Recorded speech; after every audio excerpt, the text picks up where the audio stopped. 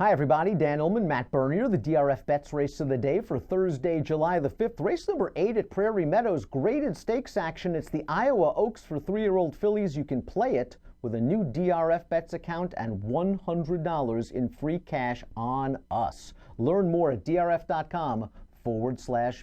Here's the field for the graded Iowa Oaks. They're going to go a mile and a 16th. $200,000 is the purse. The number 6 Rhea, the morning line favorite, trained by Bob Baffert. Marcus Hirsch, our ace reporter out in the field, he's indicating that Rhea probably will not ship for the Iowa Oaks and is expected to scratch. You can access free formulator past performances for this race on the Race of the Day event page at drf.com. Download them, handicap along with us. We'll take the Iowa Oaks field in post-position order, beginning with the number 1, Hold Her Tight, who finished second in the local prep, Matt. That was the Panthers on June the 7th. And this is a solid horse who seemed to do well with the additional distance last time out.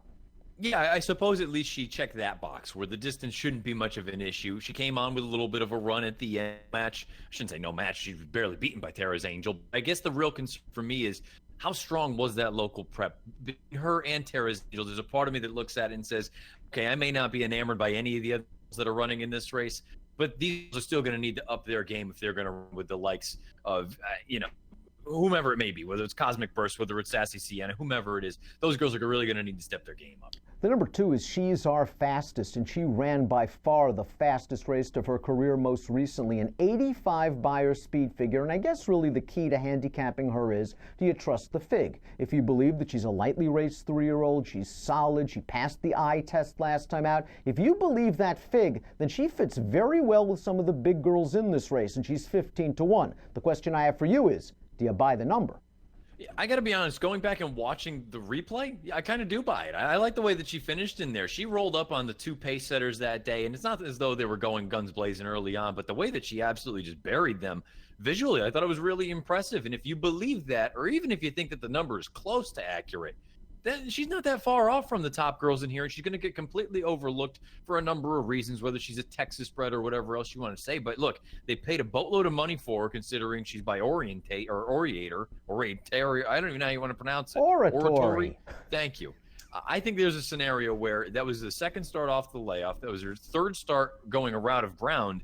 Maybe this is what she's wanted all along. And by the way, the first time she went a route, draw a line through it, that Silver Bullet day, obviously she was eased that day. So I wonder if this is what she's wanted all along. And again, if you don't love any of the other big girls, the more well-known names, maybe she's a logical alternative. And I do like this inside post position. I do like that she won her career debut at Prairie Meadows, and she has shown since stretching out to 2 turns that she's got that tactical speed to be placed wherever the rider has her. 15-1 is a fair price, especially considering that Rhea is going to be scratched. She'll be knocked down a couple of ticks, but I still think double-digit odds. The 3 is Baydar, is 20-1. You usually don't get 20-1 shots on the morning line that most recently won their race by 26 lengths. But I guess when you're stepping up from a $10,000 now winners of 2 Life to a graded stakes, you're going to be a price. Yeah, we were just talking about the buyer as far as She's Our Fastest is concerned. You got to look at the buyer for Baydar and wonder, is this actually accurate? Because she had never eclipsed 51 prior to that most recent start, and she jumped up to a 71. To me, it's a sit back. I think she's in too tough. The number 4 is She's a Julie, and I think this filly fits very well in this spot for the always dangerous Steve Asmussen. She's been in against Mona Moy Girl. She's been in against Wonder Godot. She was even in against Geo Game 2 starts back in a very fast race at Churchill Downs. She came out of that race to win a 1-turn mile at Churchill. I don't think a mile and a 16th is a problem for her. She's got good tactical speed. The scratch of Rhea can actually help her out because we know that filly liked to be forwardly placed in Dubai. 5-1 on the morning line again. Expect her to go downward with that scratch, but she is a logical contender in my eyes. Yeah, I agree with you. And I guess that's the tough thing for me with this race. It's just that the logical contenders, I'm not blown away by any of them.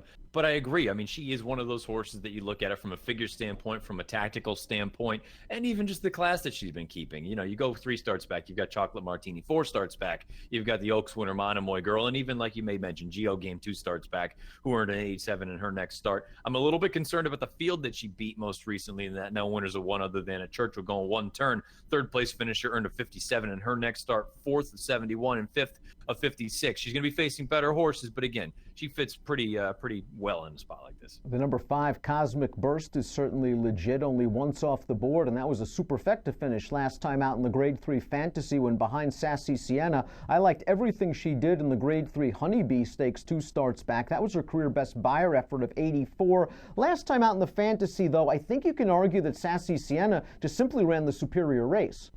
Yeah, plain and simple. I don't think there's really much more to it. I suppose if you want to just throw a little bit of a wrinkle in there, that was over a sealed racing surface most recently, so perhaps there was some ill effect there. But I have to be honest, I just don't think she's quite as good as Sassy Sienna. And again, it kind of goes back to what I just spoke about with the 4-horse. She's a Julie. She's a logical contender, but there's nothing to me that separates her from really any of the other horses in the field. But you do make a good point. She's won her last 4 races over non-sealed surfaces, and she's working quickly for a very sharp trainer. Cosmic Burst, again, has the credentials to win a race like the Iowa Oaks. We are expecting Rhea to scratch. We'll move to the 7, Testing 1-2. This is a Louisiana bred, and all she's done is won 5 of 7 starts. The problem is the only off-the-board effort came in her lone other race against graded stakes competition, the Rachel Alexandra. But consider this. She was 10-1 against Mona Moy Girl, who's pretty good. And I like the fact that in her last 2 starts, she's settled from off the pace and come with a strong run. And I think those tactics should really work nicely in this spot.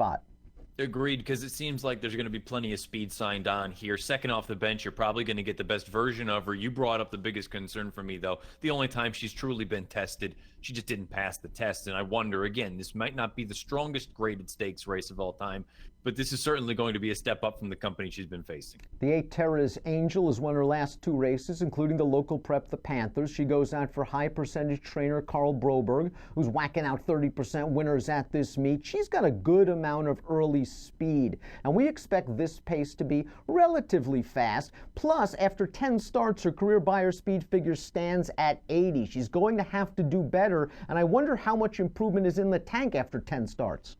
Yeah, I agree. You know, it's hard to sit here and knock a horse that's won half of her lifetime starts, but at the end of the day, she's just not that fast. And again, maybe you think third start off the bench, and again, she's in very, very competent hands of Carl Broberg. I have a hard time imagining her taking another step forward here, 5 to 10 points. Sure, she has a big chance in here, but if I said that about Hold Her Tight, the horse that she just barely beat, I have to say the same thing about Terra's Angel. I don't think she's good enough. Sassy Sienna was the second choice on the morning line. She is going to be the favorite in all likelihood, and I think she's way the horse to beat. She split decisions with Cosmic Burst, 2 and 3 starts back. I won't hold the Kentucky Oaks against her. Just look at that company line. Mona Moy Girl was awesome in winning the Acorn next out with a 98 buyer and is the best 3-year-old filly in the country. Wonder Godot came back to beat boys in the Queen's Plate on synthetic last week. And even Midnight Bizou, what can you say about that tremendous performance in the Mother Goose? Sassy Sienna was simply overmatched and she was up on the pace. She's another one, though. After 10 starts, the career best buyer's at 82. And I've always liked Sassy Sienna as kind of the alternative. I've never really kind of loved her as a short price horse. I think she's going to be short in here. We do have a great Brad Cox formulator fact. I mean, it seems everything this guy does, he does well. Past 6 months, 3-year-old dirt routers off 2 to 4 month day layoffs, 4 for 8, almost a $7 return on investment. We look at the Timeform US pace projector. Maybe this is a bit worrisome, because that red bar indicates it's going to be a fast pace. Sassy Sienna is going to be up there, perhaps battling it out with the 4 She's a Julie and the 8 Terra's Angel, and maybe that could leave her vulnerable in the stretch. I have to be honest, I was a little bit surprised she was as forward as she was in the Kentucky Oaks, because she has shown an ability to sit a little bit off the pace in the past, and if that pace projector is accurate, they have her out there winging it on the front end. To me, with the outside draw, I kind of feel like Florent Giroux, you want to sit off some of that speed to your inside. I don't know that you want to get into a prolonged battle. And again, if you think that you're better than everyone else, why try to cook your own goose early? My big concern is what you had made mention of. She's raced 10 times, and she hasn't gotten a heck of a lot faster. Now, she's been away for a little while now, and who knows, maybe this is where you're going to get that jump forward off the bench fresh. To me, I would be terrified taking her at a short price, that she's just simply not fast enough. Now, we always urge the folks at home to handicap the pace projector as well as the race, because I agree with you. I think that Flo's going to break. He's going to try to break sharp, but if Terra's Angel wants it, the 8, if the 4 She's a Julie wants it, he's going to let her go and park out in a really nice spot, sitting 3 wide just off the lead with no traffic in front of her, with a big fair chance turning into the stretch, and then you let her class take over. She's the horse to beat. I'm not sure I really want to bet her at a relatively short price, but I think you probably have to use her in any kind of multiple race sequence. The 10 is Tell Your Mama. She is a maiden after 11 lifetime starts. They've run her in some very ambitious spots in the past, like the Gulfstream Oaks and the Black-Eyed Susan, and a maiden race might fit better. Yeah, I was going to say, let's baby steps. You got to learn to crawl before you can walk or any of that kind of stuff. I think you got to break through the maiden ranks before you can win a graded stakes race. Let's take a look at our top selections for the Grade 3 Iowa Oaks, the DRFBets Thursday race of the day. We're both going to go with a price. We're going to believe Andy on this one. She's our fastest, 85 buyer last time out, visually appealing performance, inside post, course winner, thinks she can sit close enough to the pace without getting cooked, and she's going to be a price. And to me, this is sort of the example, and it depends how you feel about this race as a whole in the field. When there's a race where many of the logical contenders in here I don't particularly love, I think they're just very mediocre, and you have a horse like She's Our Fastest, who, you're right, that last race was far and away the fastest of her career, and you suppose you could call into question that buyer. I look at it and say it's the highest last out fig in the field. I don't love anybody else in here, and she's probably going to still be pretty darn close to double-digit odds. I'll take a chance here. I think she's an interesting alternative. Bullet workout over the course on June 13th, 5 furlongs, 59 seconds flat for the 2. She's Our Fastest. I'm going to go 2, 4, 1, and 5. I'm going to try to beat Sassy CN. Again, I think you probably should use her in some way, shape, or form in any kind of multiple race wager, but I kind of like She's Our Fastest, and she's a Julie, the 4. I think that Asmussen filly still has a little bit of upside. Give me numbers. 295 for me in this spot. Should be a fun race. The Grade 3 Iowa Oaks. It is your DRFBets Thursday race of the day. You can play the Prairie Meadows card with a new DRFBets account. Sign up, take $100 in free cash on us. Learn more at drf.com/bet. Approximate post time for the Grade 3 Iowa Oaks, 9:28 Central. Good luck.